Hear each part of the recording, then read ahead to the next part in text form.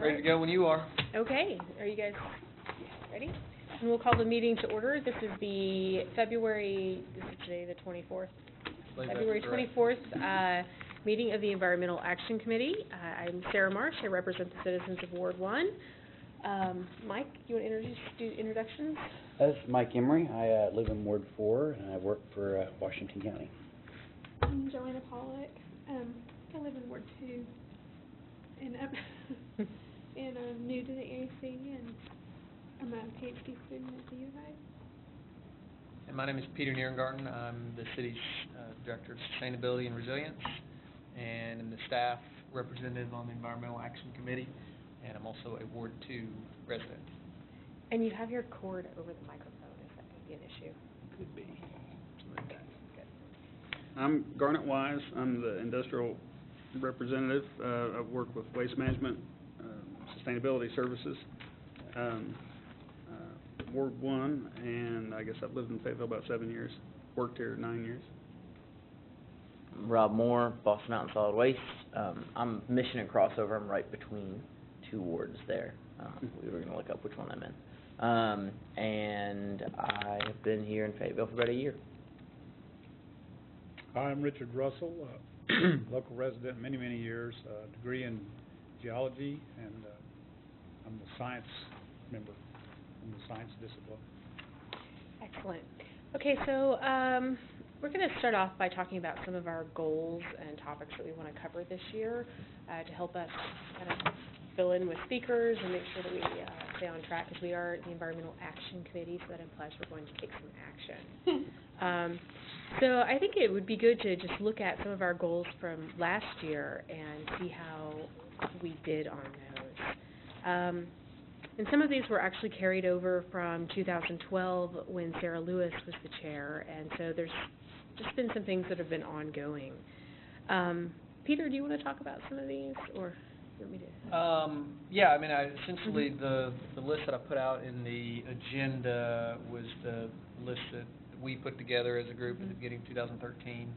I attempted to go through and highlight in yellow initiatives or projects that were either being worked on or had been worked on, and were and some action was being taken on those initiatives. Whether or not that was being led by the Environmental Action Committee, I didn't really pay attention to that, but if I knew of action that was happening at the city level on various initiatives, then I went ahead and highlighted those. So the ones I highlighted were one of the last things that Sarah Lewis did as chair was enact a provision that we're actually going to talk about later in the meeting, where when rezoning projects come to our city council and they affect parcels that are within our Enduring Green Network, that this committee make a statement either about that project to city council through the alderman representative, and so that is one that we have done. We've made a couple comments on those projects as rezonings have come through. We're going to do another one tonight, so I definitely highlighted that one. The next one I highlighted was related to the wildlife habitat certification program that Terry Lane is very active in, and I know that they've continued to have great success with that program, and the city's a strong partner with that project and that program. The next one was related to a multimodal sustainable transportation plan, and City Council went ahead and I believe approved a resolution in support of a transportation plan, and we as staff and with one alderman representative are currently reviewing responses that firms put together for a request for qualifications that the city put out at the end of last year. So we have some firms that are coming in, are going to be interviewed next month related to that multimodal transportation plan. The next one is support for food policy, and I think this group was definitely active in helping to push forward recommended changes to the Unified Development Code that support urban agriculture, and those are currently at our City Council right now, scheduled for their second reading at the next city council meeting. In fact, one of your members, who's absent tonight, Dana Smith, got up and spoke in support of that ordinance and those proposed changes at the last meeting. Recycling and solid waste education, support and outreach. This group has definitely been a strong, ardent supporter of that, and just a little news on that front related to again, a resolution that was passed at the city council level that asked staff to develop a RFQ for a new recycling master plan. That initiative is moving forward. We're developing, in fact, a meeting tomorrow with some staff to go over the draft language in that RFQ, and likely we'll be bringing that to you all at our next meeting. So you'll have an opportunity to provide input on that. So we'll continue to move forward on that. Can you go over that one again, please? The recycling Is that, okay. RFQ, what, I just missed it. Okay. Like when you were talking about it, I was just like. the city council in December, November, Yeah. I can't remember exactly the month, passed a resolution asking for a 10-year recycling master plan. Okay. That we hire a firm to do a 10-year recycling master plan. The goal is to recycle or divert at least 80% of our waste. Yeah, and that we focus on multifamily as a complexes as a component of that recycling plan. So we're working right now with staff to develop that request for proposals that will then be advertised for firms to give us responses to that plan. Thank you. So we're beginning to work with my department and the trash and recycling department are working on that.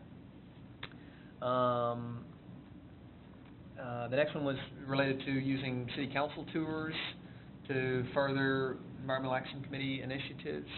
I know there was a city council tour that was done at Mount Kessler this last year. There was another one that was done at Tricycle Farms, and I'm not sure. That may be all that. Yeah, those are the two that are popping into my mind that were related to initiatives that you all had as a group. So that was 2 tours last year. Residential and commercial energy codes. This group has definitely been a strong supporter of furthering good energy policy, city level. And early in 2013, City Council adopted the 2009 International Energy Conservation Code for commercial properties, which wasn't as big a news as the residential adoption that happened earlier, but that did happen in 2013. And then invasive plant species was sort of the last item that we touched on during 2013 with the presentation to you all on some of the work that's done on stream bank restoration and invasive species removal. There's a couple others that are on there. Improved maintenance of existing sidewalks.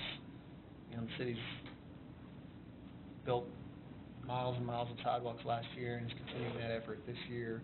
Transportation Division, I believe, is scheduled to build more sidewalks during 2014 than they've ever built in a previous year. And then recycling services, again, the support for the recycling master plan by council and by this group has been strong. So those are a couple of things that we worked on and supported last year as a group. I think many of those are ongoing. Kind of as I mentioned, they're still happening. And there were other goals on here that we weren't able to get to. I think that's not anything to be ashamed about. There was a lot on the list. We only meet in a good year 12 times per year, and I don't even think we met that many times last year. Yeah, so I guess looking forward, some of the goals that we have not yet addressed, we're reducing styrofoam use in restaurants and plastic bag use.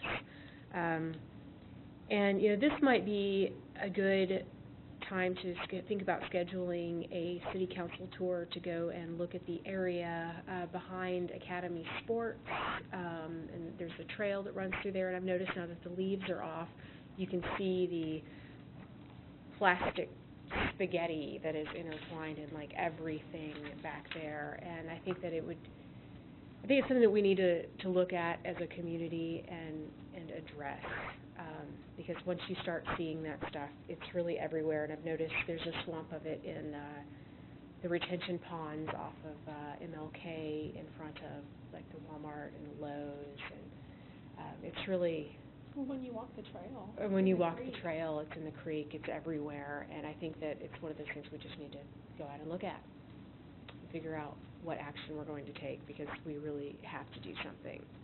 I have a question. There's a talk, I guess last year, about a bag ban, Mhm. and that got tabled for a while, and then it was back. I saw someone was talking about it the other day. Where does that stand? I know We have not taken any, well, Peter developed a white paper on different options, you know, because it's not as simple as just banning bags. There's a lot of different approaches that you can take, but I did receive a petition with over 700 signatures on it from citizens asking for a bag ban or something done about these plastics. And so now with the information that Peter compiled, and do you want to talk a little bit about that? Yeah, I mean, it's you know, personally, I loathe plastic bags, you know, for a lot of the reasons Sarah talked about. They wind up in our streams and our creeks, and they clog our storm drains, and they just, you know, they don't go away.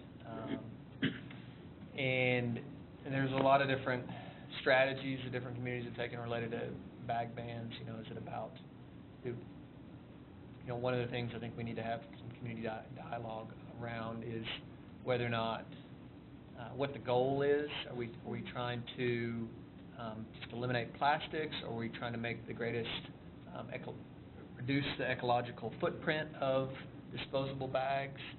Because actually paper bags have a larger footprint than plastic bags do in terms of their production.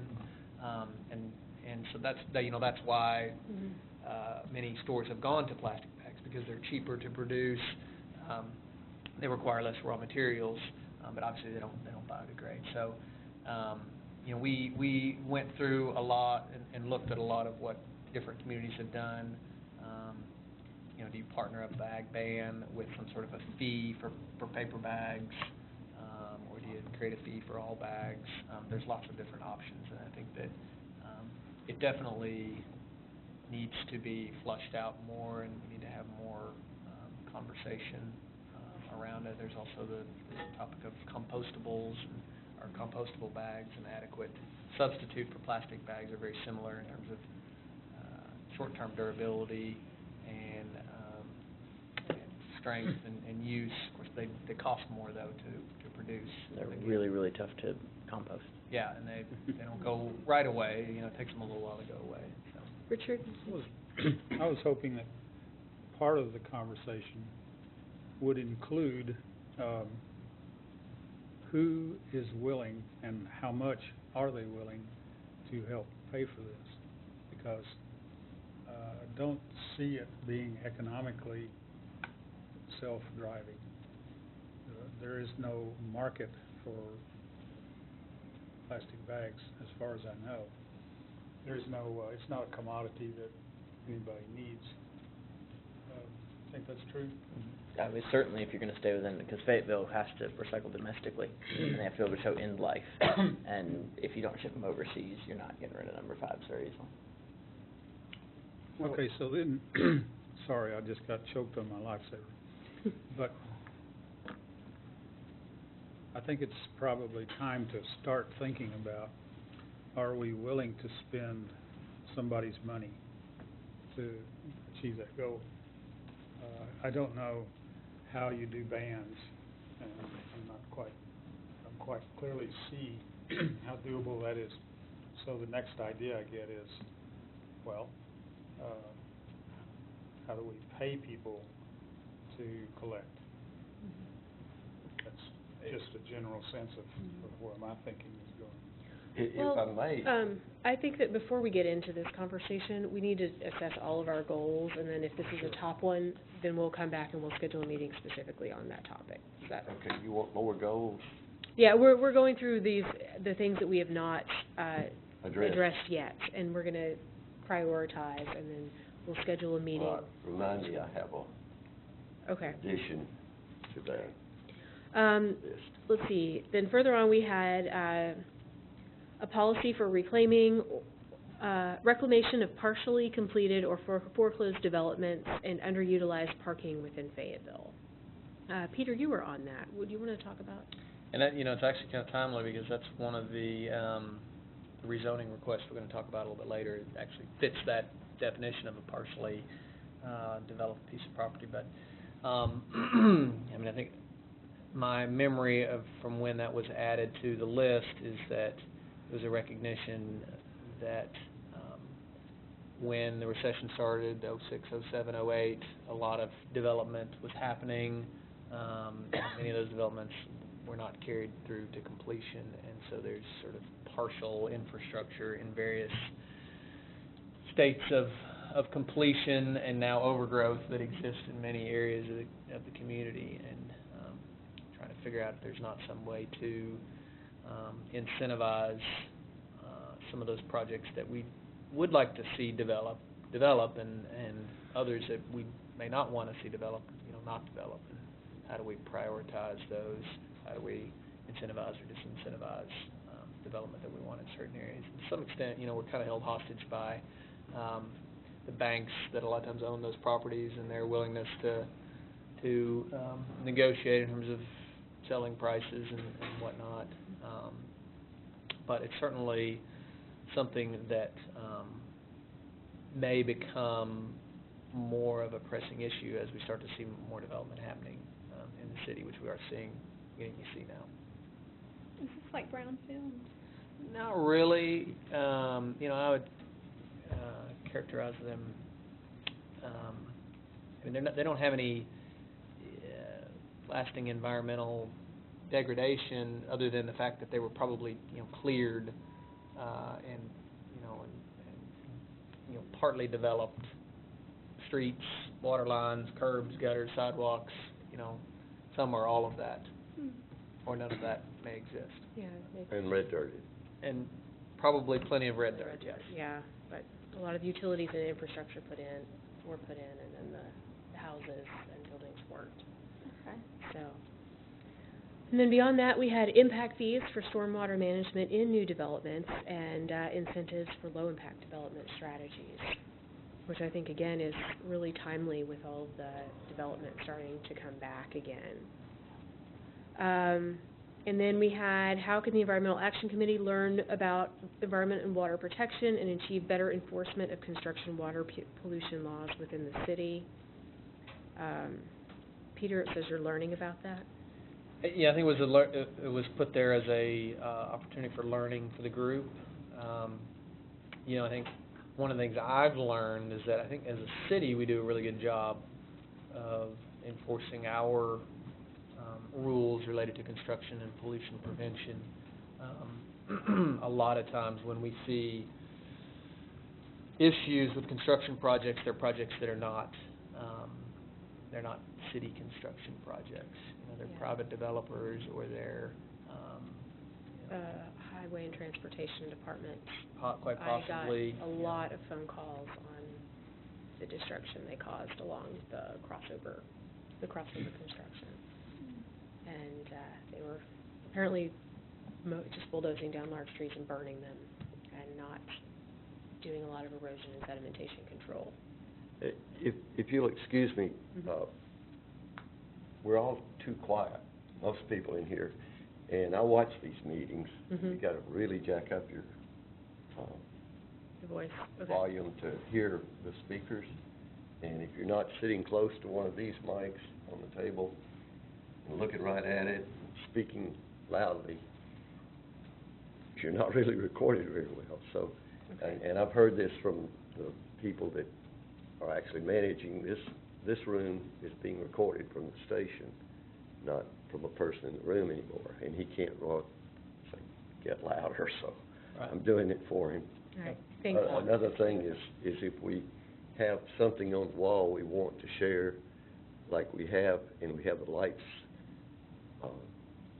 off, it's better for him to film it, but when we're talking about it, and it's already up there, he said, if we turn the lights on while we're having a discussion of it, that would help. Okay. Okay. Good point. Try and manage that a little better. Okay, and then, next we had open burning. Aubrey, that was yours. You want to give us a short synopsis of that? Well, it's something that we actually had years ago, in Arkansas, and right now, it's happening even at times when there should be a burn ban, and it continues when we do have a burn ban. A lot of people are outside burning, and if you see the wind blowing the smoke level, you need to call the fire department. That's what every citizen needs to do, and say there's somebody near my home or on the, just off the highway I'm driving and the smoke's coming across the road or coming across the street, because it's discouraged, but we're not really outlawing it. And some cities and states do outlaw more of this kind of thing. And of course, you know that it should only be yard waste that's ever burned according to the rules we have, not garden hose or discarded this, that, and the other. And cans thrown in the fire do not disappear. You still can recycle. It's just not as pretty. Okay, and then, Sarah Lewis had on the list urban forester report about canopy loss. And I know there was an urban forestry report issued on canopy loss. There was, I believe that came out, must have been late 2012. Mm-hmm. I believe it identified a 1 or 2% canopy loss over the previous analysis, and I don't remember what the time difference was between the two reports. But it's definitely something that, if you all are interested in learning more about it, we could bring in a presentation on that. It's an analysis the city has had done, and it's not that old in the grand scheme of things. Okay, and then there was the drainage criteria manual.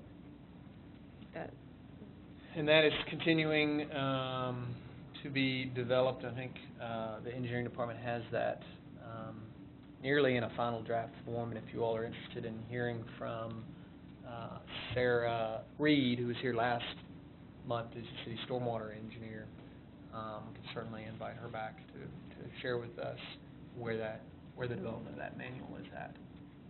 Okay. What kind of manual was that? The drainage criteria manual.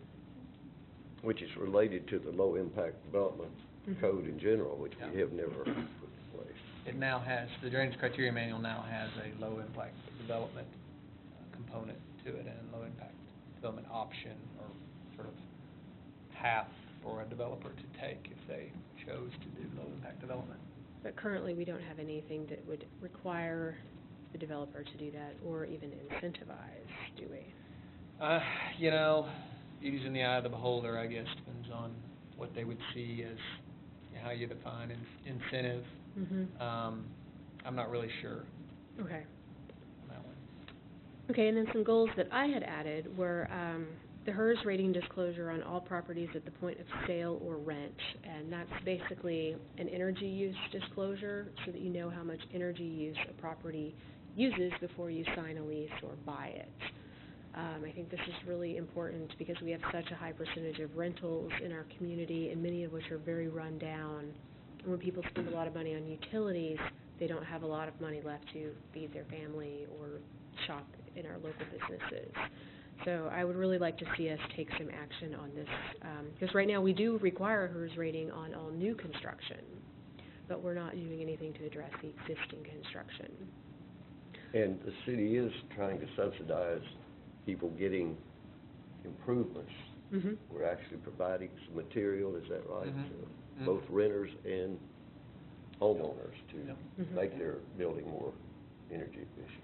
And then soon we'll have, once our PACE district is operating, we'll have some opportunities for low-interest financing to make some of the improvements that are identified through this rating process.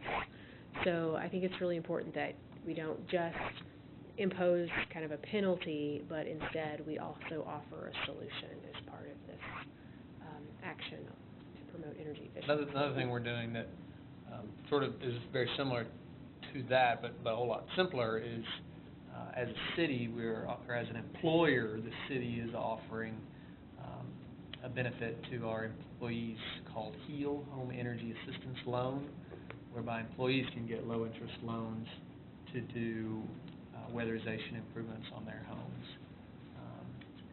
So it allows them it's a program that's being offered through the Clinton Climate Institute down in Little Rock, and it includes an audit of your home, an energy audit that then comes out with recommendations for what energy improvements would make sense for your home, and then the ability for you to borrow money to make those improvements. And it's just a really, really impressive program that I know the university is also looking at for their employees. But we're really excited about that, and that might have potential for, being something that we can encourage other employers within the city of Fayetteville to offer to their employees as well, Yeah. like the university or other large employers. So we could add HEAL expansion as Yeah. one of our goals. Might be a way of potentially. And I'd like to thank Joanna Pollock for her action on that through our SESM group with the Applied Sustainability Center. She did a good job doing it. helping us get that program put together. Can you real briefly Mhm. mention, you mentioned the PACE district, and I've heard of that, but I'm not sure if I'm familiar with what's that gonna be? What, somebody, a geographical district? PACE stands for Property Assessed Clean Energy, and it was enabled by the legislature in 2013. The city council passed an ordinance creating an energy improvement district that would manage PACE, Property Assessed Clean Energy, in the city of Fayetteville. Basically, the city limits for Fayetteville would be the boundary for the district. And what it would do is offer financing at low interest and longer duration in terms of the loan length to property owners that want to do energy efficiency, weatherization, Renewable energy or water efficiency improvements on their properties. And the really good thing about PACE is that the debt stays with the property tax assessment. So when you sell the property, the debt goes with it, just like the improvements go with it. So if you don't intend to stay there for more than 2 or 3 years, it can still make economic sense to go ahead and make those improvements. So it's a really great program that I'm looking forward to us figuring out how to make it work. That's part of the process. But and then moving on, we had compliance with the Dark Skies Initiative. And Peter, did you ever determine if we have anything on the books about this? I don't know if we have anything that specifically mentions dark skies or not, but we do have a lighting, ordinances related to lighting, with requirements for cutoff angles on lighting, related to outdoor lighting. I would have to dig into it. I'm definitely not an expert in that area to know more. And what this comes from is light pollution. Not only can it be disruptive, it keeps you from seeing the sky at night, but it also can impact the migratory patterns of birds. And it just wastes a lot of light and energy as well. I know when I lived on Mount Sequoia, when the leaves were off the trees, it was almost impossible to sleep at night without blackout curtains because of the cliffs apartments. There was so much light, and a lot of it's just ornamental light fixtures. It's not lighting parking lots, or there's no function to that light. So I think that it's important that, but it sounds like we've dealt with that in new development, but we just don't really have anything from Anything to go back retroactively, and I think actually that development may be what initially generated the ordinance. Yeah, it's in the 90s. It's pretty extreme, the lighting scheme they've got going on down there. So that's just something to think about. And then going on, the plastics program again. Then waste inventory of local businesses and manufacturing facilities to see if we can identify what's being thrown away, and then grow new industries that can use that as source materials. And is that something that the private sector is doing? Or Well, some people do it, you can see Yeah. on it. Some people put their wood out when they build a house, it's like free wood, free log on boards and stuff. Others just dump it in the dumpster, and if they're lucky, somebody carries part of it off. New industry in waste recovery is incredibly difficult to start. We found this in soft plastics, right? We could take soft plastics, now we can't take soft plastics. I mean, it literally monthly, businesses open and close. So to say It's definitely something that can be addressed. It's a lot. Yeah, just something if we looked at and saw, okay, Yeah. we have this product that, or, this waste product that we have a lot of. Yeah. I think it's something that we should be aware of and certainly looking for opportunities. There's definitely a need, you know, Mhm. and that's something that part of my, employer works with every day is trying to connect the dots, with scrap material and trying to turn it into feedstock, and it's just so complicated because, a lot of times things have to be processed and, separated and taken apart, and, I'm thinking of like, retail, let's just say retail, return goods, and you've got 2 or 3 different kinds of plastic and they're screwed together, and you might have batteries, you might have circuit boards, you might have labels, If you could get it all apart, you might find markets for some of the stuff if you had enough volume, but it's just so much processing that it's a super challenge. And as Robert said, there's been companies come and go in the last couple of years that have taken a stab at it and not been successful yet. And the other alternative is you truck it halfway across the country to somebody who can do that. And that's not cost effective typically, and so it's a challenge and it's an opportunity, but we're looking at it, and it's a hard one to. Look for all of one product. I mean, the biggest thing that plastics are not one thing. Right. It's individual resin codes. You say, if you come across it at work, we have a truckload of one individual thing, then we can almost always market it. The one thing that I did think of with that is compost is a discussion you can have. That is something we have a large amount of. It's one item as far as waste on the back end goes, dealing with its post-consumer organic waste. So that's something to look into. Okay. And, that might be something that's probably going to be covered in our waste reduction. Yeah, I don't think there's any way you can talk about getting to an 80% diversion rate and not include compost. So I think we part of that can, equation, so. I think we can take that one off our list and let the experts handle that. And just keep it in mind as we're reviewing their proposals. And then moving down, there was a more comprehensive smoking ban. Here there are still places where you can smoke where they have employees, and from an air quality standpoint, that's an issue, and as well as the cigarette butt litter. There was the waste study that our recycling services did on Dixon Street, and they cleaned out all the cigarette butts out of the street and planters and everything on Dixon Street, and within a week there were over 3,000 cigarette butts. That's a lot. And that's not in, they got thrown in trash cans or ashtrays. That was discarded on the streets and the planting beds, and, a lot of that gets in the storm drain and drains to the creek. So, that's something that we could look at. They did How put many in. new bins have been put out for them?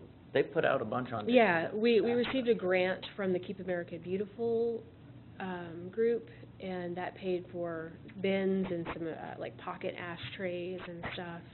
But I know just from cleaning up my yard by the street, the cigarette butts are they're everywhere. So that's certainly an environmental issue. And then improve stormwater management to reduce flooding events, especially in South Fayetteville near I had South Duncan Street, but that's really the Town Branch neighborhood that is especially vulnerable to flooding events. And, maybe that's something that morphs into a requirement for using the low-impact development strategies. Does anyone have anything they wanted to add to the list of potential goals? Is there anything about that we want to take off? Well, mine in particular, a week or so ago, was it a week ago, Thursday or something, there was a meeting of the ADQ, public hearing, involving a request from Fayetteville. And there was a news story about it. And this afternoon, when I watched I guess it was whichever committee, and it was discussed that it was coming up, this is over. Yeah, that would be the Water Sewer Committee. They didn't talk about any details of it in particular. But what it is, Fayetteville has a stricter limit on certain material, solids, salt, and other things. going into Beaver Lake watershed, because the West Fork is a deranged stream, a threatened, or whatever, impaired stream. Yes. And the request from the city at that meeting was to reduce the quality required of Fayetteville for cleaning it for water, because Nolan plant doesn't have the ability, and it would cost a lot of money to improve. So I attended that meeting. There were 20-something people there, and I didn't know a lot of them. A few were the usual suspects that cared, but not enough, because one man got up to speak. I'd set up my camera to record it because government channel wasn't there, public library, to record it. And I got the first speaker, and for some reason, I guess I turned it off to just my tripod or something. And then the lady called my name. So, you fill out a card if you want to speak at ADQ and things. Yeah, yeah. And you've been to a few too. Yeah. So I hop up and go up there and speak about one issue, and it was brought up by the newspaper story that I had read, the only way I knew about this particular thing ahead of time, that it was even occurring, and it was that one of the sources of the problem is the food waste going down the drain, and that the sewers in Fayetteville, well, they didn't speak about what happens to the sewers, but you can read about it from other cities. And there's some great amount of grease. Of course, those of you who are vegetarians will say you don't use anything greasy, but most people do. And that and other substances, but even if it's just a simple food waste that you put in one of those incinerators, Garbage disposal? Yeah. I love making other people say it. Garbage disposal. They've been banned in many cities. Any of you aware of that? No. Some cities have had to take back their ban because of popular outcry, probably from manufacturers, but also people that are accustomed to having. Now, the bans have not included taking them out of your old house, which some people have done. I know somebody on the city staff told me that she had got rid of hers. She no longer uses it because she understands it. And the bans are in new construction and outlawed. That is another thing that we talk about, outlawing, and a lot of people like them. But if they understand that the extra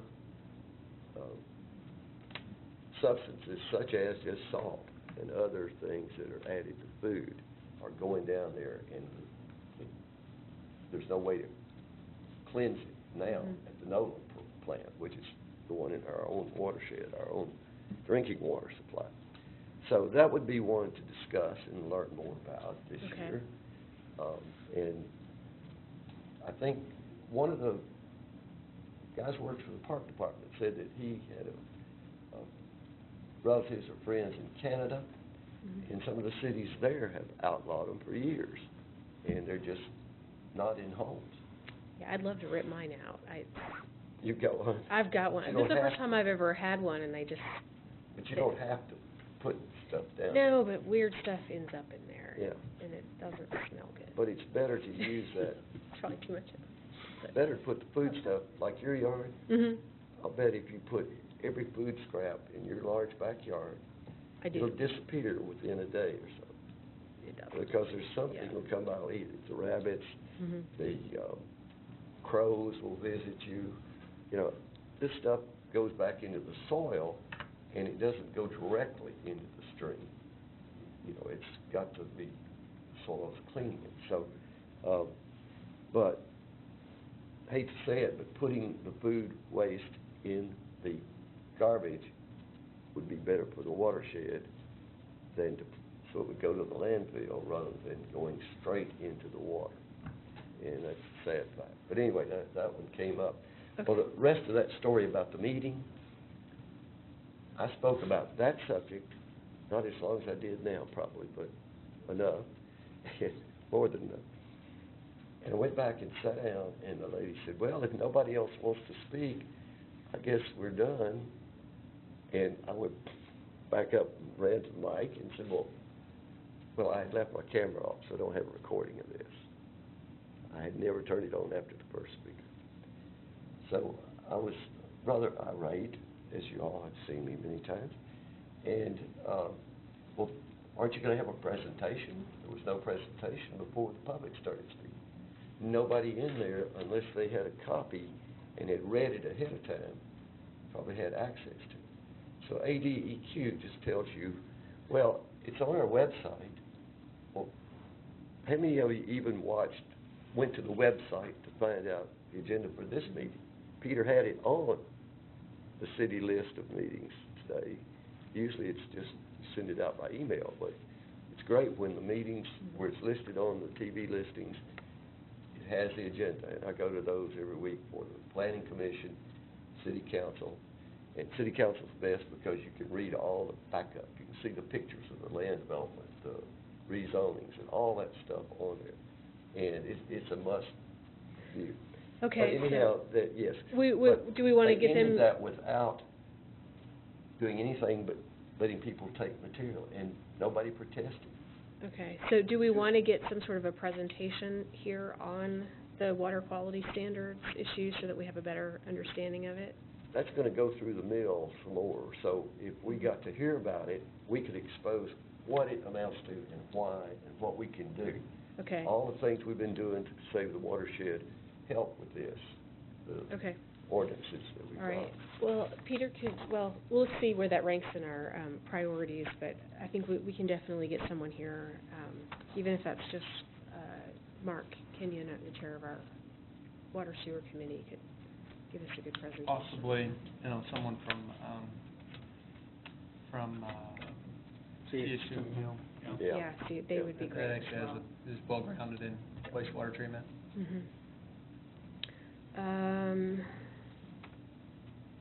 All right, does anyone else have any potential goals to add? I'm kind of interested in water catchment systems and, encouraging people. I know it can be controversial in some parts of the country, but it doesn't seem like it necessarily would be here, but maybe just getting more education on Okay. having a water catchment program, at least maybe even education to the public about it, educating ourselves more on it. You mean like stormwater collection or gray water, or what kind of stuff are you talking about? Well, it wouldn't necessarily have to be gray water. It could just be, from your roof and, but we could explore all options. Right. And Yeah, I actually have an interest in that, too. I looked into the gray water and stuff early on when I moved to town, and I haven't looked again, but there was no guidance or anything, but there was kind of a general discouragement just because there wasn't any guidance out there yet. Now, there may be by now, I don't know, that was several years ago. I believe there is. But, Fayetteville's the kind of town, you might have enough motivated people that would want to venture into gray water collection, using it for irrigation or what have you, and then especially stormwater I think it would be good for us in the long run, because, we have a prediction for this area of having a lot of, floods and then some drought, so there might Yeah, be. I put it on my house. I've collected about 2,000 gallons, but primarily because I'm trying to keep it from being in my crawl space. Right. So, I think it's a good part of stormwater management that we could encourage. And then, as far as the urban ag, I'm assuming, making the assumption that that was going to pass. Is it something that we want to take it a step further and see if we could encourage a requirement for community garden space and development? Do we want to look at expanding our community gardens program? Is it something that we want to take this to the next level now that we've got some enabling legislation that's going to hopefully happen? Is it going to be up at 2 more meetings? We've got 2 more meetings of it, yeah. So. How is that decided? Well, generally every new ordinance will get 3 readings. And it's something, if it's something that there's not a lot of conversation about to be had, we can, suspend the rules and go to the 2nd reading and the 3rd reading. But generally, if it's something that there's a lot of community engagement in, we do try to give it the opportunity to be read 3 times so that everyone can have an opportunity to come and comment. Mhm. But it's in pretty good shape right now. I think so. But you still had people questioning, a couple of people on the council seem to be. There's just some concerns, and I think the concerns are primarily about bees. Yeah, What is your take on it? Yeah, that was my take after the first meeting. There was a couple of questions related to bees and then also to covenants, and the purposes, rationale and reasoning behind covenants. We did have 5 members of the public speak in support of the ordinance, and no one spoke against it.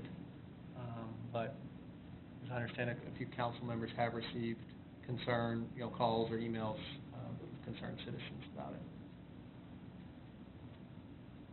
So, okay, so let's just kind of quickly review these and see what we want to prioritize. So there's the styrofoam plastic bag issue. There is the underutilized development land that's either been partially completed or foreclosed on. Then there are kind of things that we can loosely group together as low-impact development. That would be the either impact fees or mandating such that, and more on a smaller scale, looking at water catchment systems for residential. I'm assuming you're talking primarily for residential. Yeah. We had open burning, urban forestry, the energy use disclosure on rental properties. I think the Dark Skies initiative is pretty, I don't think we could need a lot of action on that. So, and the better smoking ban. And expanding urban ag, learning more about the ADEQ water quality standards. Am I missing anything? Okay, well, what do you guys want to primarily focus on? Does anyone have any strong feelings one way or the other? I guess I just have one more question. We talked about the energy improvement district, Uh-huh. and I just wondered, I know that they have their own, as far as the banking side of it goes, but I wondered if our action committee was going to be involved at all in like promoting and education to the public about the energy improvement district, or if we were going to be involved at all in some capacity. And that's something we've touched on, but we haven't really decided. Have you given any more thought to that? Well, I think, when we're definitely a ways away from being ready to promote and educate the public on it. But when that time comes, it may be something that's worth Environmental Action Committee discussion. At the least having a presentation to the committee on what the proposed plan moving forward is for PACE for the city of Fayetteville. As a way of helping to get it out to the public. Okay. I've got kind of a question, maybe this is premature, but, you talk about the HERS rating disclosure. Mm-hmm. Is that something easy for a property owner to put together? I mean, how do you do a HERS rating? You would need to get an energy audit. I'm not set on the HERS rating, but really something besides old utility bills, because you never know what their use pattern was like. Maybe somebody traveled all the time, and that's why the utility bills were low. So just some third-party rating that would enable you to know what the energy use and water use, I believe, as well. And I think it would be important to offer some exceptions, like if you wanted to make it all bills paid. So for those people who don't have separately metered utilities, that maybe have a basement apartment or something like that, they can just say, okay, it's all bills paid, and then the tenant is not responsible for whatever that energy use is or isn't. So I think that there would have to be certainly some sensitivities built into that. I guess I just don't know enough about to know how you would make it a requirement and, you know, what it would cost or Mhm. anything else, but I mean, I like the idea. I know, like, with, my gas bill, you know, I get a printout that says how I compare to my neighbors, and it's like 2 comparisons. Like, I think of how I compare to the best in my neighborhood and how I compare to the whole neighborhood. It's just kind of neat little graphic. It tells me how I am compared, Yeah. you know, to, and it's for gas usage. And so that's kind of neat because that's comparing month by month, you know, so everybody had the same weather and everybody had, Mhm. you know. Well, with the HERS rating, it compares you to, is it, the baseline is code, right? I believe that's correct, and again, hers is for new Mhm. construction. This is sort of an energy rating for existing homes, which would be something different, similar but different from hers. Mhm. Hers, I believe, requires, you know, you to examine wall cavities and things that are not practical for homes that are already built. Right. But yeah, it compares how your home would perform, I believe, against code. Yeah. For example, when I had an energy audit done on my home, they did the blower door test, and they said, you know, I had 14 or 16 air changes per hour, and a code home was about 8 air changes per hour, so Yeah. like twice what code was. So time to get out the spray foam and the caulk gun. Mhm. I had that same experience. Plug those leaks and gaps. Yeah, and you know, there are a lot of incentives right now. The utility companies are offering to help bring the cost of the energy audits down. So I think maybe it's something we could identify some partnerships with to help reduce that cost.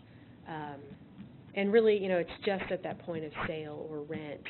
So, you know, we would have to determine how often would they do it. You know, if you did it once every 10 years on your rental property, is that sufficient? So there's some things that we would have to get into with that.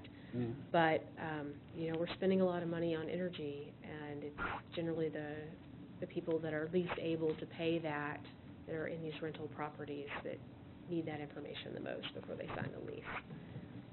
I would So, love to hear a speaker on that. I don't know who we would have come in, but to explain okay, possibilities for already built buildings. I mean, I don't okay, know what that would cost and how we could subsidize that, or.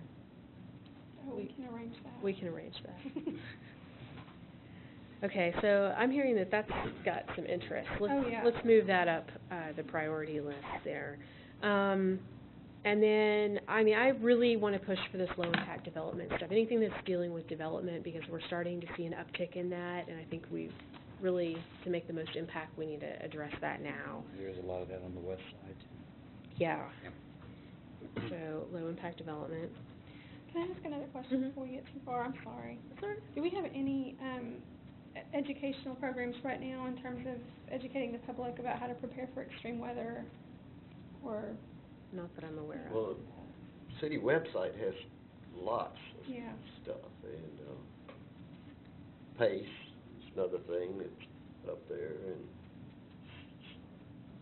there was a time when we needed personally maybe to do more publicity on some of these Mhm. things, but a lot of them are being done now. Government Channel is reporting those, setting up staff groups and whatever it takes, but still don't get every meeting covered that could be, but. Well, something with the extreme weather prep that I've seen in other communities is it could work really well through the neighborhoods program that Dee Dee is putting together, and where you basically can inventory storm shelters and resources in your community.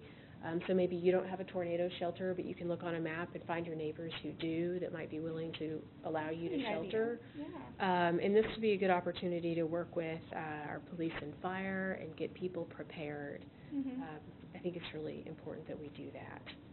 What do you think, Peter? Yeah, I think the most successful community emergency preparedness programs that I've seen are work hand in hand with our existing neighborhood associations Mhm. and those. I'd love to see us do something like that, or. And I don't think it would be that difficult. I think that it's just a matter of starting to collect that data or put some kind of an interface together on our computer or our website could help with that. So.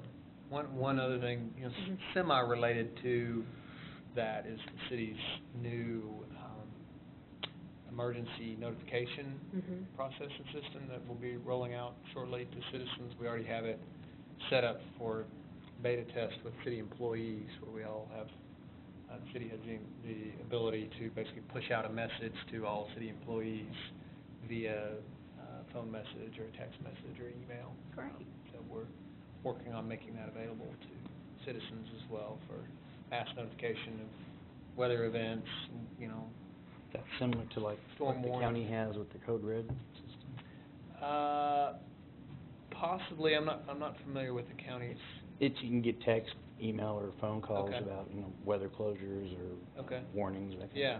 And The Yeah, university sounds does like- that. Yeah, UVA doesn't. So it's the same concept? Yep, sounds like it. Yeah, and my understanding is the new technology that we have will enable us to be more targeted in that, Mhm. saying, instead of saying there's a tornado warning to everybody in Fayetteville, we could actually notify the anticipated corridor specifically. Based on which cell phone tower your cell phone Yeah. is pinging off of. Yeah. That's a good idea. So, that would be great, and just having the inventory of resources, like, when it was -2 and my heater went out, like, it'd be great if you could log on and say, all right, where can I go and get warm? And knowing where those shelters are, and being able to connect with resources, I think would be really, Okay. really valuable. So let's add that to the list. So, Peter, do you feel like we have a good grasp of stuff to help plan for the next year? Yeah, it sounds like it. Okay. All right, well, are there any further comments on this topic, or shall we move on? Well, Mhm. so have we decided what we're going to have as our priorities? I think primarily we're going to do this energy use disclosure. We're going to look at low-impact developments. And then we are going to, is it safe to assume that the plastics issue is also on the priority list? Yeah. Yeah, I think it shouldn't be very high because Yeah, we can't get it passed very fast. yeah, and, But, if somebody reuses their plastic bags for various purposes, Mhm. down to finally sending it to the full of garbage, after it's used it, store this, wrap that, take your lunch in, and, you can use it a lot, and that's almost as good as reduce the number of them that are produced or mhm. don't accept them from the store. Because thousands of people now I see with their various paper and even leather carry bags that they take to shop with, and heavy paper and so forth. Yeah. You can get them free down on the square from 2 or 3 different people a lot of Yeah. times. So, So I think if we choose kind of those 4 as our main 4 and then fill in the gaps. Can you read those 4 off to me? So it's the plastics issue, Okay. energy use disclosures, low-impact development and stormwater management, Mm-hmm. and then we had the extreme weather preparation. Or, there's got to be a better way to phrase that, but I think, well, if we could get that, Weather resilience. get somebody to resiliency come in, planning. Extreme weather preparedness. Mhm. get an authority figure to bring in a presentation briefly that we can air on the thing I was talking about with changing the Beaver Lake watershed Mhm. regulation. It's not that we're gonna stand up against the city on it, it's that we wanna be We want- able to talk about what's doing it, let the public know what they can do to decrease the problem. Okay. And we can support that. Okay, and then also, I mean, I would really like to make a plug for the HEAL expansion, basically, but I think that's something we can do later in the year after the city of Fayetteville's is running, Yeah. and we can show some success, and then we take that model out into the community and push others to get involved. You had listed something on the potential goals, and I was just gonna ask, it said supporting our transportation committee's efforts to design and implement effective public transportation system. Yes. In what ways could we do that? How could we? I think that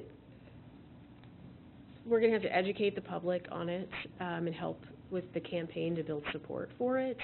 And also, one of the things that I noticed is, some of our data collection that they might be using to plan the transportation system on isn't necessarily as accurate as it needs to be. Like I was noticing, like I'd had the planning department print off maps where they could identify medical services. But our VA hospital is classified as institutional, so it didn't show up, and that's a major medical destination. but I don't know that that's really anything our committee needs to do, or if that's up to the planning staff. What are your thoughts on that? One thought is, community input, Mhm. and much of the plan is gonna be based around what the consultants here that the community wants in terms of transportation systems. So do we want wider roads, or do we want better public transportation? You know? Are we talking about the multimodal sustainability transportation? Yeah. Okay. Is that plan already put together? Is No, we're in the process of, we'll be meeting next month to select the consultant to start the plan. Okay. Yeah, so it's at the very beginning, and we're actually doing it in parallel with the university, who's doing a, transportation master plan for the campus as well, and they've just barely started their, process. Is the CDC involved at all, the Community Development Center? They haven't been involved, to this point. One of the things we'll do is establish like a group of stakeholders that'll help guide the plan. Mhm. They very well may be one of the They stakeholders. certainly have some ideas. Yeah, along with, HTD, Ozark Regional Transit, Razorback Transit, the bicycle coalitions and others. So that's happening, it's just a matter of how the EAC may or may not support that process. Mhm. Okay. Yeah.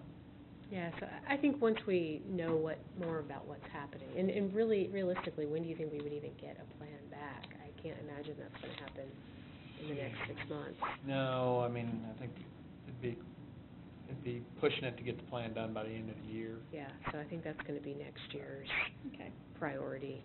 Mhm. But we'll definitely keep an eye on that. And then, did we want to do anything with furthering or deepening the urban ag? Is that going to be one of our priorities? Let them have bigger goats. Well, in terms of more, An edible food city. and building a food city. Mhm. Do we want to advocate for more community gardens? Do we want to advocate for more money that goes towards food city? Do we want to create pollinator pathways? Are there any other entities with the city that are doing that? Parks and Recreation Department, I think, is, along with my department, has definitely been a mover and a shaker in that Mhm. area. They just got a community orchard Mhm. planted at the Yvonne Yeah. Richardson Center. Yeah. They're really good about including edibles in their landscape arrangements at Wilson Park and at the square.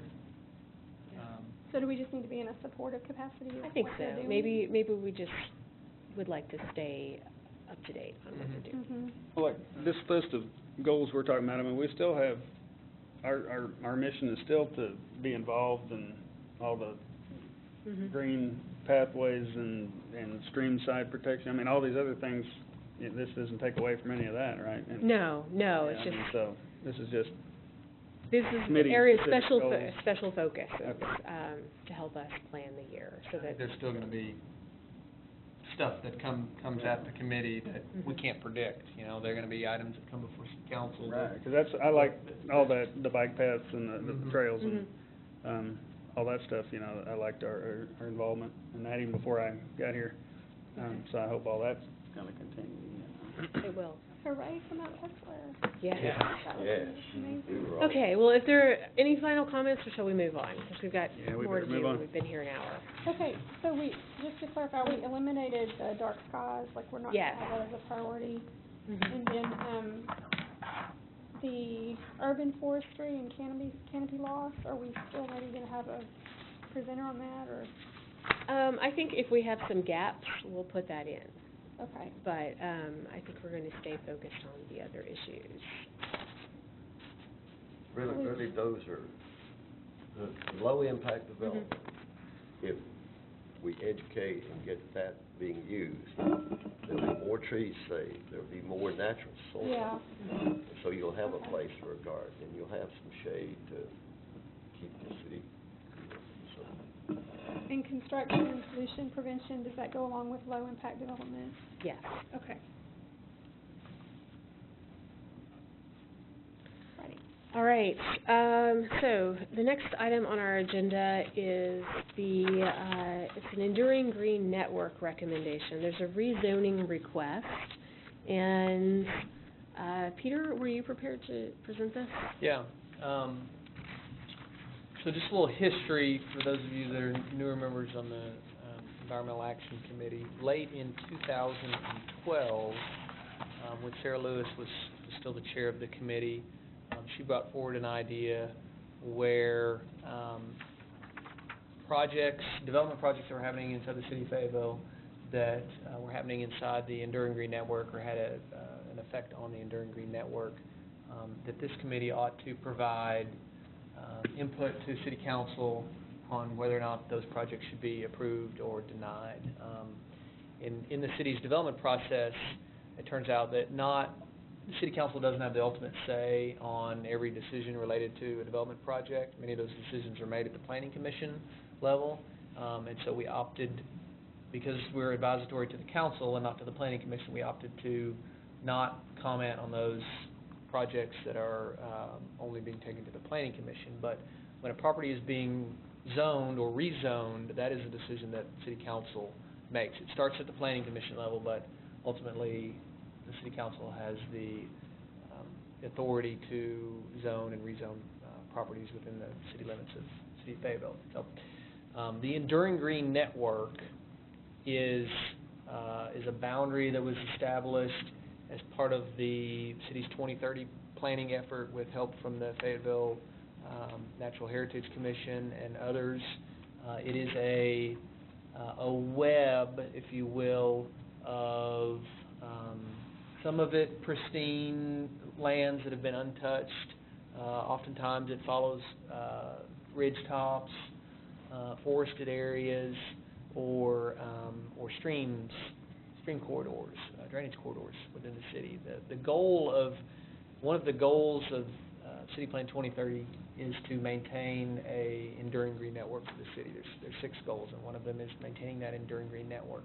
And it doesn't mean that this area on the planning maps that's identified as the enduring green network, it doesn't mean that our goal is to stop any and all development inside that area that's designated. And I'll show you a map in a minute, because it's a large area. But what it means is that we want to preserve corridors for wildlife travel, for recreational opportunities, those areas that are especially environmentally sensitive, in corridors that connect various areas of the city so that wildlife can move around, so that we can have trail connections to get us from different locations within the city. So Sarah Lewis's proposal was that as these projects come forward, we have a say, or you all have a say, as to whether or not they are appropriate developments or rezonings to happen inside this network. So this particular project is a rezoning that's happening, or is proposed for a 34-acre tract that is in far western Fayetteville, near the northeast corner of Double Springs Road and Sellers Road. The current zoning on the property is what's called RSF2, Residential Single Family, 2 units per acre. It's had that zoning on it since about 2007.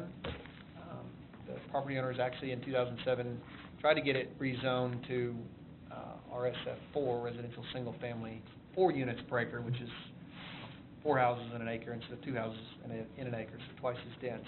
They tried to get it rezoned to this same zoning in 2007. It was denied by City Council. It was partially developed even prior to that. It was originally approved by the City of Farmington as part of their development process and was annexed into the city. Partially built, was one of those developments that failed as part of the recession, so there's curbs there's been some grading done in the property. It does not have sewer or water services to it. It was originally planned to have septic systems on it because it was to be built with large, almost 1 acre, I believe, lots. It is located, all 34 acres are inside the Enduring Green Network boundary, and I'll show you a map just in a second of that. And it's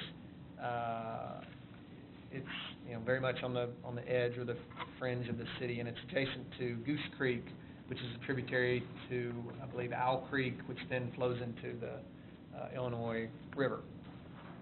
Part of the property is inside the FEMA floodplain and falls even within the city's streamside protection boundary. A couple things to note in the planning report that I thought were interesting. the current zoning, or the current plat for the property is for 28 lots, and the zoning would allow up to a maximum of 69 lots. Their request would allow for a maximum of 134 lots. So a substantial increase in density. With that would come additional, they project additional vehicles, going from about 280 vehicles per day projected for the current zoning up to about 1,380 vehicles per day if they were able to achieve maximum density in a RSF4 zoning. The city, as I mentioned, the property's in far west Fayetteville, actually adjacent to the Fayetteville city limits. And so I guess now would probably be an appropriate time to show you. There was a couple maps in your packet that were part of the planning report. This project is actually being heard tonight at Planning Commission, which is the first step before going to City Council. And so It was planning, on their agenda session that I watched this afternoon. it's on their agenda. They'll likely make a recommendation one way or the other in terms of to City Council as well as to whether or not this property should be rezoned. And I don't know what their recommendation is. Still stay on septics? They don't, as part of rezoning, they don't have to disclose, if you will, what their development plan is. There's been discussion, I think, with planners about what that plan is, but nothing in concrete yet, so I can't answer that definitively one way or the other. But here is this is a much more blown up view than what was in your packet. You can see the property in the pink boundary there. In the green, I'll just go up to the screen. The green hashed area is that enduring green network. So you can see it's fairly substantial. Much of the map is covered by the enduring green network. You can see here, this is the Goose Creek drainage right here.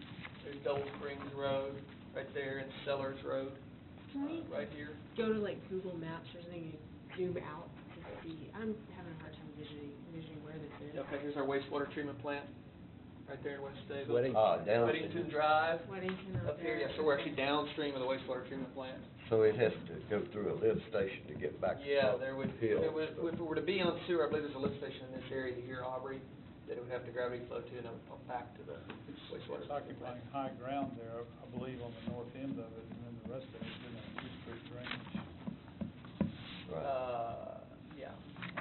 Is that 540 over there, or 71, or what's Yep, that? curve is yep, 540. So that'd be the Weddington 540 Okay. interchange right here. And this is MLK. Yeah, MLK is right down here. And And again, the so- city limits are in this area. And how was the Enduring Green Network established? How'd they decide what was that? We're going to be right here.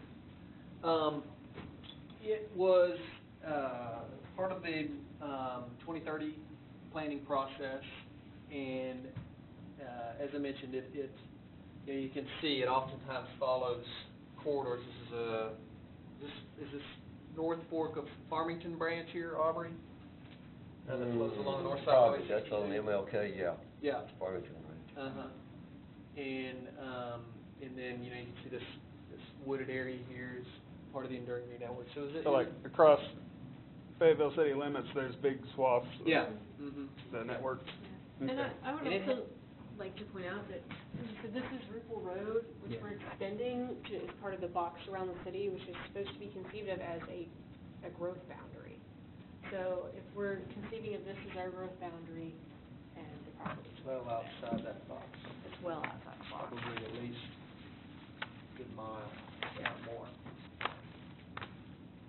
So anyway, the recommendation for the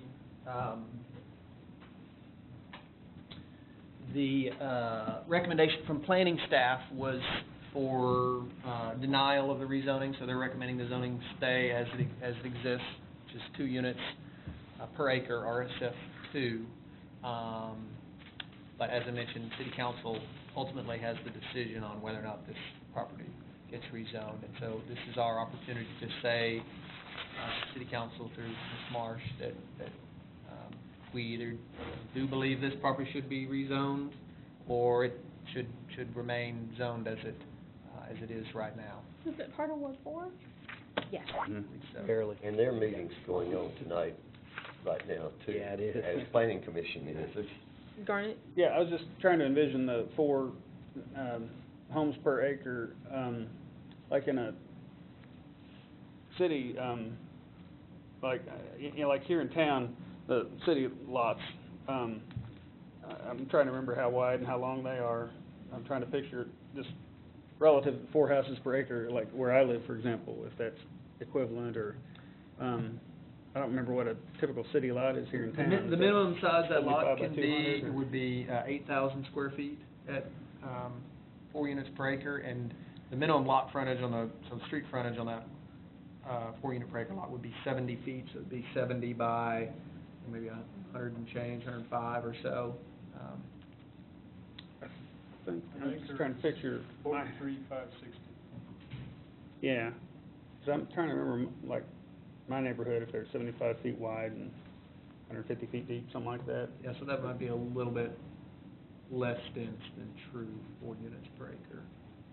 But you can, so 4 units that per ballpark. acre is the maximum density allowed in that zone. Yeah. Anything less than that would be allowed. Richard?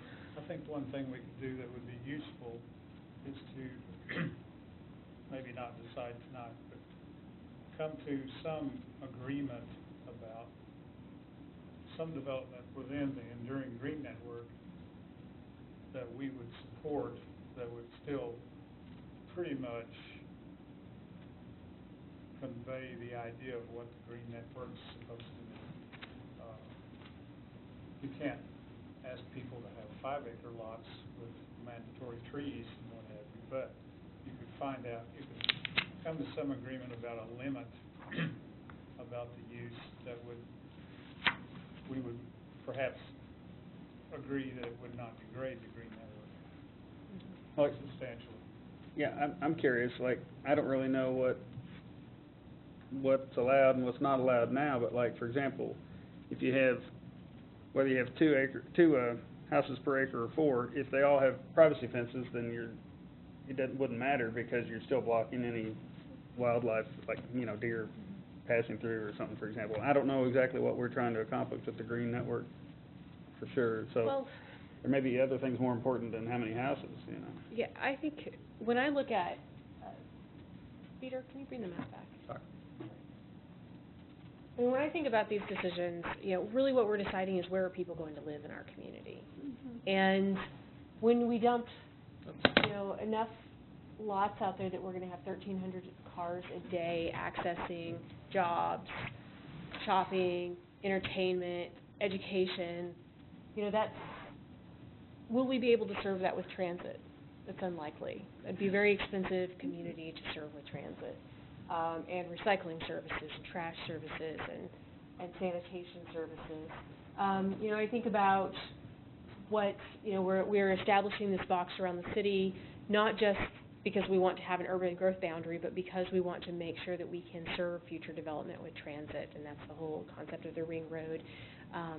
So it's well outside of that, and while it might be one thing if we were going to develop it along Weddington, where there's already a lot of existing development, and jobs and things like that, then I think it would be a little different, if it were up there. But it's like we're setting a precedent of a fairly dense development far away from all of the things that it would take to support it. And if you think, well, if those streets weren't there, would we even be looking at this as a place for good development? And I think the answer is probably no. So that's what would lead me to say that, no, this is not really an appropriate use It for looks that like a really bad idea, and even the planning commission already feels like it's not a good idea. The planning staff, The planning staff. yes. Can you speak just a little bit more about the urban growth boundary and like how the boundary was determined or proposed? I'm not sure how the mayor delineated Rupel Road. Are you aware of that?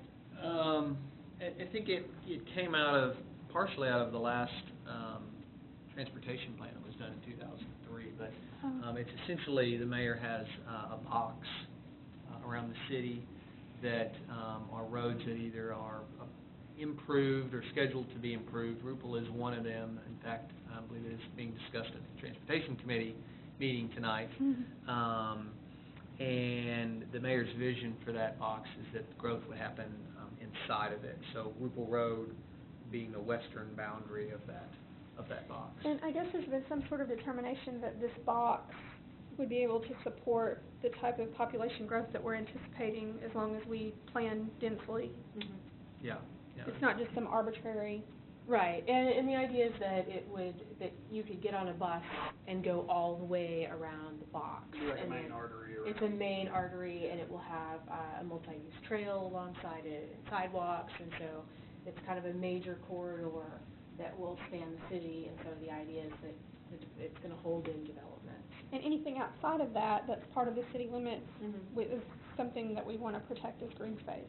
Well, I think that if it's an already developed corridor, and there are some nodes that are already developed, I don't see a need to stifle those. Yeah. And, infill that, but when we start looking, way out in left field, quite literally, I think that, no, we don't want to encourage that we really, instead of developing something over here, we should be looking at building out things over here. Yeah, can I make some observations? Like, I'm not sure what the density is here.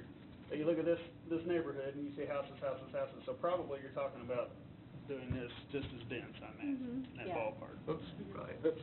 And, Sorry. I forgot you're seeing what I'm seeing here. Oh. I believe, I was gonna look at a zoning map, but Garrett, I believe those are, some of that is RSF4.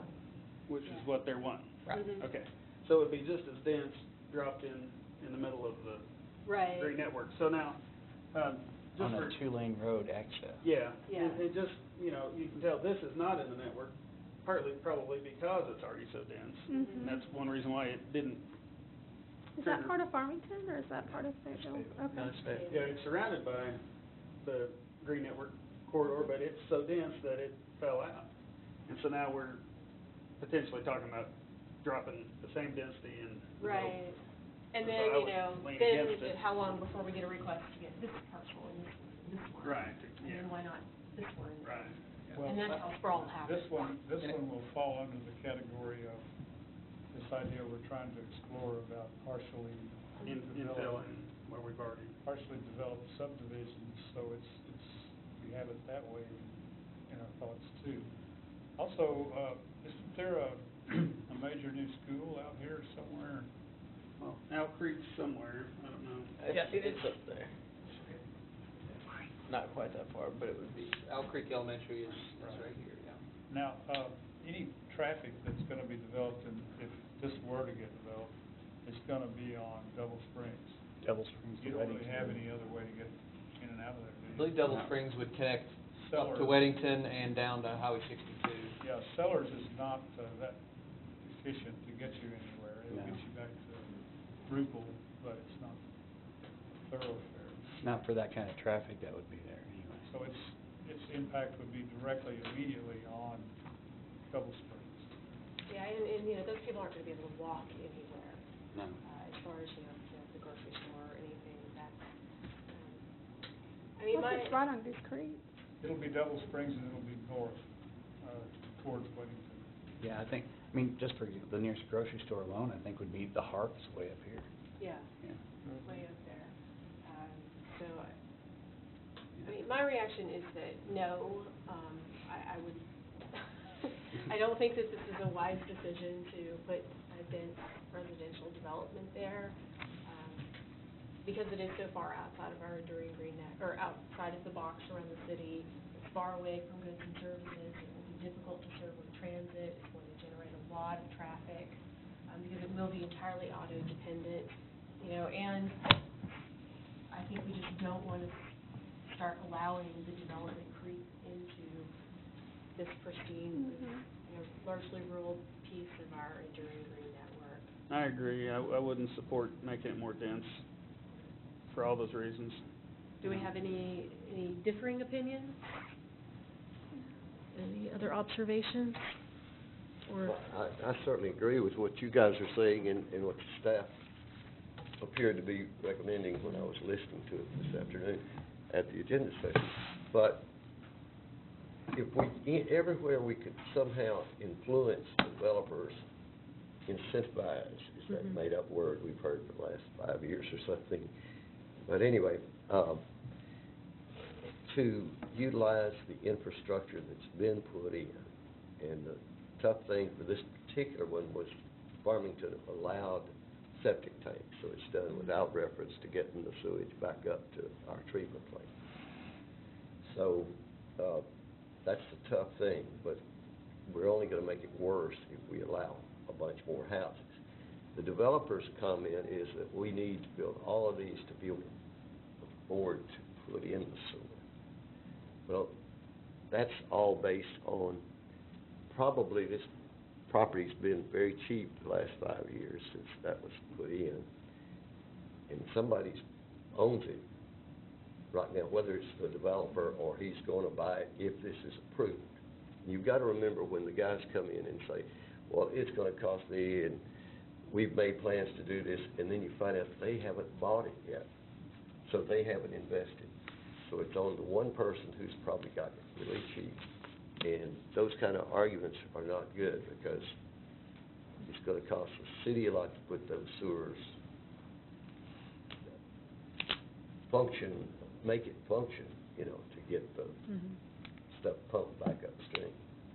So, there's no justification for doing this, and if they already own it, they're gonna build something there, and as it stands, they would be building under the rules that it was originally permitted, I think, if at all.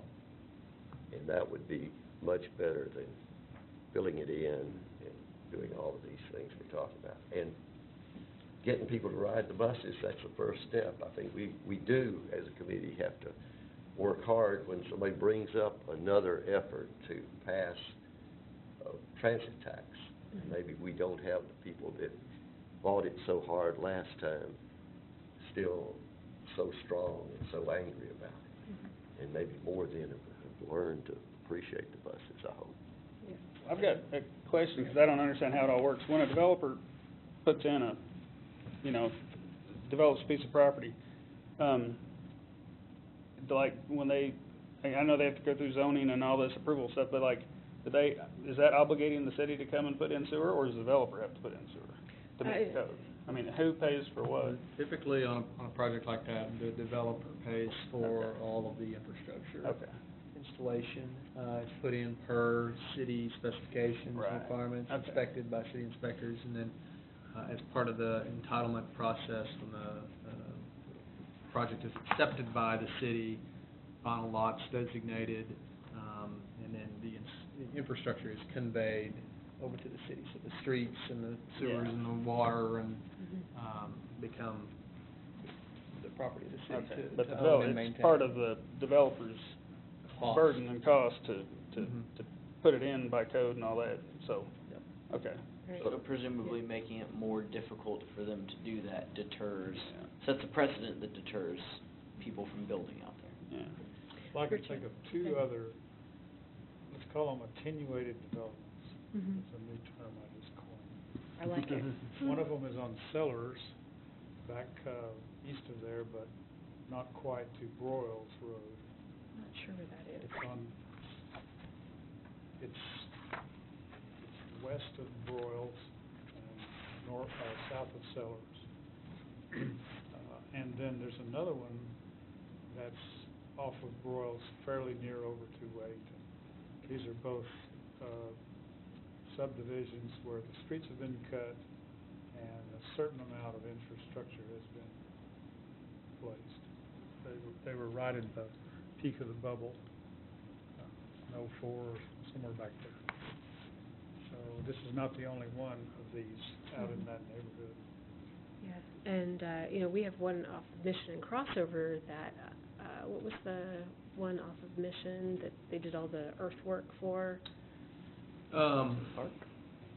A fellow's name, Ruskin Heights. Ruskin Heights, that'll be an interesting one to see what happens It's there. much more inside the city. Yeah, and absolutely. Inside the box. It's inside the box. Adjacent to RSF4, more dense all Yeah. around it. Closer to goods and services, so, Right. It was actually planned as a mixed-use development as well, including some commercial component. Oh, nice. yeah. But anyway, so, I think if there's no further discussion, if there's a motion to uphold the planning staff, or to Make a support motion planning to staff. uphold it and I'll support second. the planning staff. Okay, second. All in favor, aye? Aye. All, any opposed? All right, thank you. Is there any announcements or further items? The only thing I can think of is I mentioned it earlier, the recycling master plan Mhm. that we've been working on. And, I assume that's something that you all would like to learn more about at our next meeting? Yeah. Absolutely. Okay, so we'll plan on talking about Is that. there a public draft of that yet? No, we're, soon, there will be, but we're just kind of working through, sort of trying to turn the ordinance that was passed by council, which is public, into something that is actually, RFQ or RFP language. So, now so you're developing an RFQ to get, Consultants. consultants to do the big study? Right. Okay, yeah. I'm always interested in the gritty details. I'm interested in this case, here at the beginning of this. What is the mandate? What has the city said they intend to do as far as solid waste goes? This is recycling, which is a part of solid waste, which my three big things are solid waste, drainage, and trees. Mhm. My three ponies that I like to ride. I ask questions pretty often, and people go, "Come on, why are you asking?" I want to know if something is put out in someone's front yard, what does that mean? Does the city have to deal with it then because it's there, it's obvious? Do they have the mandate? Does the city consider itself a player as soon as maybe it's an old pickup, maybe it's an old tire, maybe it's just a dead squirrel? How does the city begin to engage in the solid waste transaction? I'm real interested in that. If you can see it from a city road, then it can be unsightly and seen or environmental enforcement. So, as soon as it can be seen from the public view, it can be considered solid waste. Okay, Well- but then how does the city act? What's it, would be like code enforcement? Yeah, so Like if they had there's litter a in bunch the of front trash in yard your or- yard, then It's you not can- exactly my point. I think I understand that. It's like if you have one of those big plastic play sets in your yard, okay, you can see it from everywhere. But then you decide to move it to the curb and you want it to be picked up by the trash people. Like, at what point is Yeah, you're getting it what I'm trash? saying. Does the city, are they obligated Mhm. to either make you get that out of sight or take it away? How do they describe their role? I think whenever you're beginning a fresh look, that's a good thing to do. Yeah, it's like, can you just say, I don't want this anymore, and then it becomes the city's problem? No, I mean, there's bulky waste pickup Yeah, fees. so you So, have I mean, schedule you those sign on, pickups. yeah, and you have to pay, when you move in, you get 2 free vouchers, and I think Richard you get- it sounds like Richard wants something much more philosophical. Well, I think the city, I think it's important for them to have a dime to begin off. I'm saying, what is our mission? What is the city of Fayetteville's mission as regards solid waste? Well, I mean, Facilitate, enforce, mandate, kind of, where are we coming from? and I think there's also this interesting, like the chain of custody kind of idea. It's like, there's the newspaper I don't subscribe to the newspaper. They keep throwing the free samples in my yard. They end up in my river cane. They're wrapped in a plastic bag. I don't want these things.